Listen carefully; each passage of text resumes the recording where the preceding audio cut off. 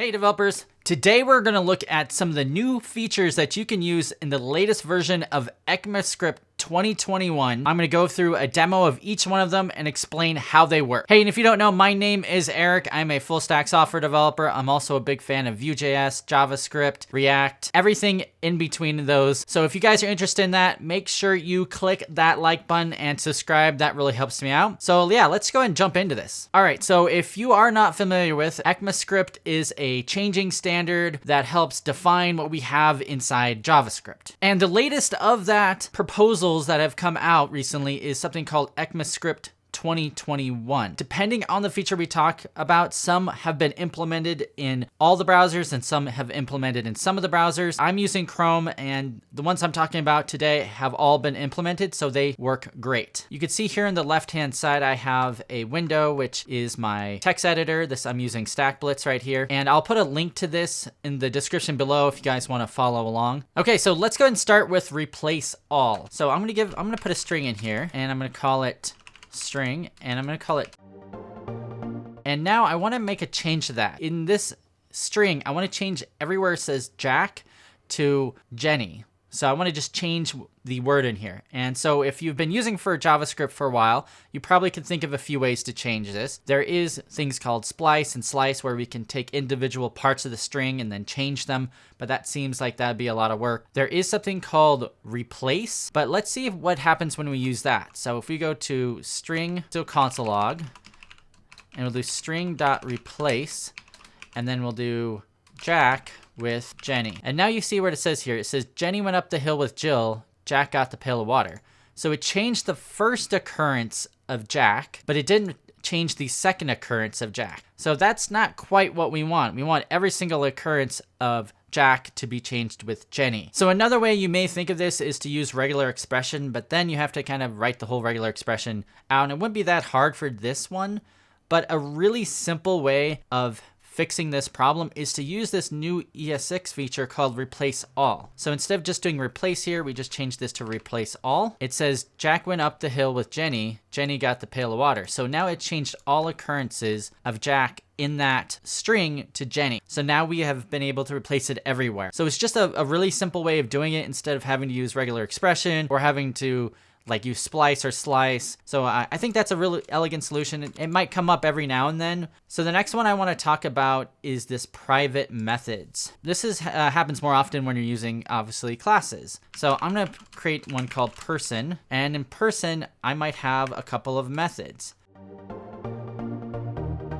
And now since we're using classes, we should be able to instantiate the classes and actually show the method. So you typically would do it like this. You would go const person equals new person. We don't have any constructors or anything. We don't need to pass anything in. And then we'll go person dot, we can do show hello. And here you can see here's hello world is showing up on the right hand side as we expect because it's just running this method. But if we change it to show type, parentheses, it says this is a type. But what happens if we want to make one of these only run internally, so they're private? So outside the scope of the class, you shouldn't be able to access it. So we can do that, and all we need to do is add in this pound sign to it. So instead of doing this show type, you just put this right here. And now it says show type is not a function. So you can't actually have access to it doing person.showType. But show hello actually still has access to it. Let's do a show all.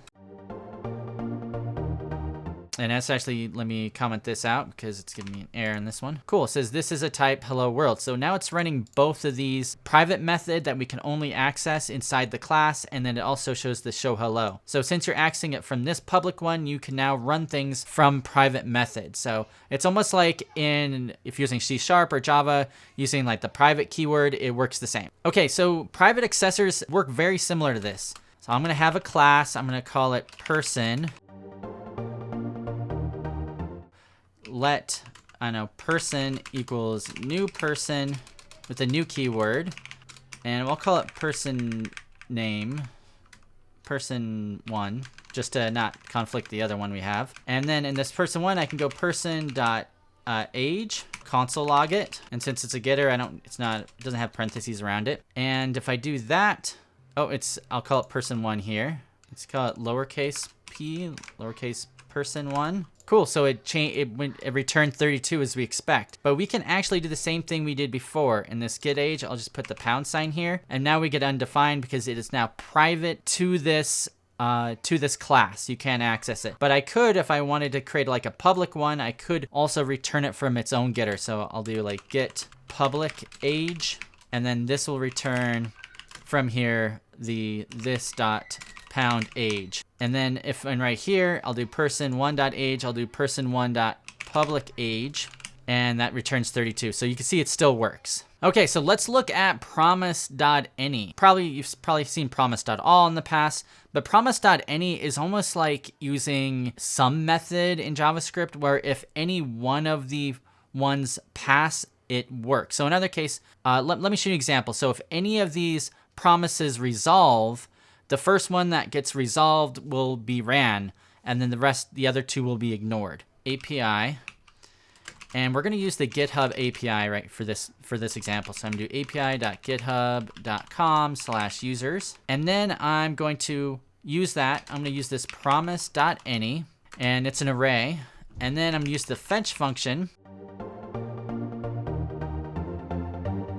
Oops, I actually forgot this colon here. Cool, so it says, hi, Erik Hanchett. So you can see the first promise that was resolved, that it went ahead and put this name in here. It looks like Erik Hanchett is the one that it got first, so it displays it. So if you just want any of these, if you're trying to resolve a bunch of different promises and you only care about the first one that gets resolved, then this is perfect. Something I don't think I'll be using too often, but it's another tool in my tool belt. So let's take a look at logical assignment operators. I'll comment that out. So let's say we have let x equals 1, and then let y equals 2, and then you want to say if x is true, then x equals y. And in this case, if we console log x, we get 2 as we expect. But we can actually make this a little easier. Instead of if x and then x equals y, we could do something like this. We could do x ampersand and signed equals y. And that'll do the same exact thing. So this basically is this two and signs will do a if x, then x equals y. So that's the first kind of logical operator that you might be interested in. So we could do something very similar with the or sign. So in the same example, instead of doing x and y, if we want to say if x is false, then go ahead and do the assignment, otherwise don't. So we can do x ampersand equals y, and in that case x is still 1 because this will only be true if x is false.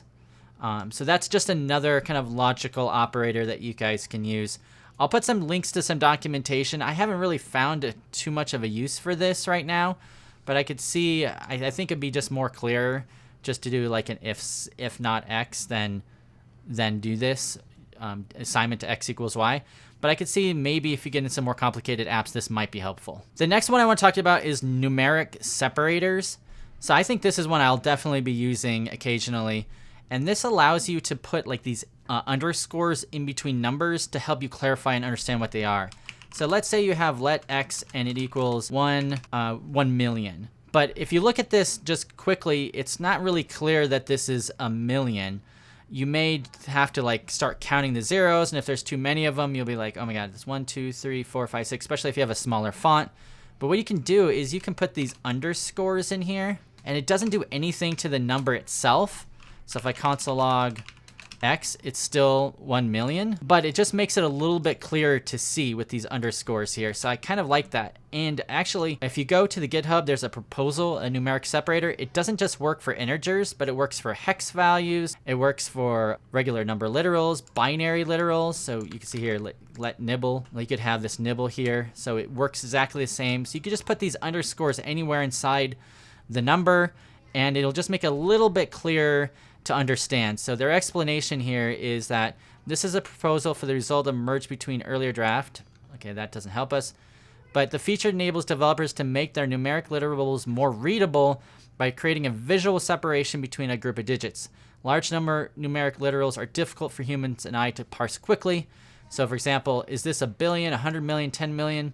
What scale is this to the power of 10? But just by adding this in, so a billion and this is hundreds of millions. So it just makes it a lot easier to see, and I think this is a really cool feature. Okay, and the last feature of JavaScript ECMAScript 2021 I want to talk to you about is this WeakRef. And I actually found this blog article which I think explains it pretty well. And I didn't think it would be a good example to show, and that's why I put it at the end of this video. So if this is confusing, feel free to skip forward. But WeakRef stands for weak reference. Main use of weak reference is to implement caches or mapping to large objects. In such scenarios, we do not want to keep a lot of memory for a long time, saving this rarely used caching or mapping. So you could look at this code here where we do this callback, and then we have this async function. What you could do is you can create this weak reference. You can do this new weak reference here, and you can dereference it, and it just kind of helps with memory management, especially if you have these large apps with lots of memory considerations. And then Finalizer is a companion weak of WeakRef. It lets programmers register callbacks to invoke after an object is garbage collected. So this is another one to deal with memory. I'm not going to get too much into these, but I'll leave a link to this blog article that explains it much better than I can.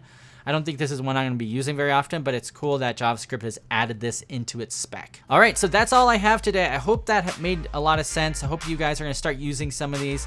Let me know in the comments below which ECMAScript standard are you going to be, what ECMAScript standard new feature that you're going to be using now. replaceAll, private methods, accessors, these numeric separators. Let me know in the comments. I really appreciate it. Thanks.